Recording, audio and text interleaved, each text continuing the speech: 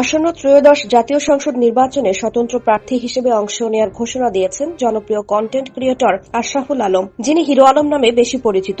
এই ঘোষণার পর থেকেই তিনি হত্যার হুমকি পাচ্ছেন বলে দাবি করেছেন। হিরো আলম জানান, নির্বাচনে অংশ নেওয়ার বিষয়টি গণমাধ্যমে প্রকাশের পর থেকে বিভিন্নভাবে তাকে ভয়, ভীতি ও প্রাণনাশের হুমকি দেয়া হচ্ছে। এতে তিনি ও তার পরিবার চরম নিরাপত্তাহীনতায় ভুগছেন।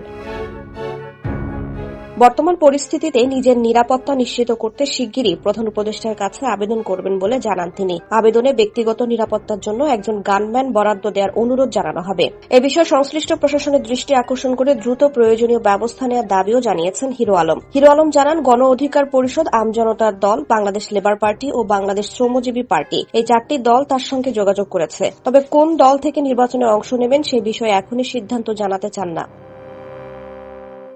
তিনি বলেন, দল যেটিই হোক তার মূল লক্ষ্য জনগণের জন্য কাজ করা এবং মানুষের পাশে থাকা। হিরো আলম আরও জানান, তিনি ঢাকা ও বগুড়া এই দুটি আসন থেকে নির্বাচনে প্রতিদ্বন্দ্বিতা করার প্রস্তুতি নিচ্ছেন। রাজনৈতিক অঙ্গনে তার সক্রিয়তা, ধারাবাহিক প্রচারণা ও সাহসী অবস্থান এরই মধ্যে থেকে আলোচনায় এনেছে। দলীয় প্রতীকে নির্বাচনে অংশ নিলে তার রাজনৈতিক যাত্রায় এটি একটি নতুন অধ্যায় হিসেবে বিবেচিত হবে।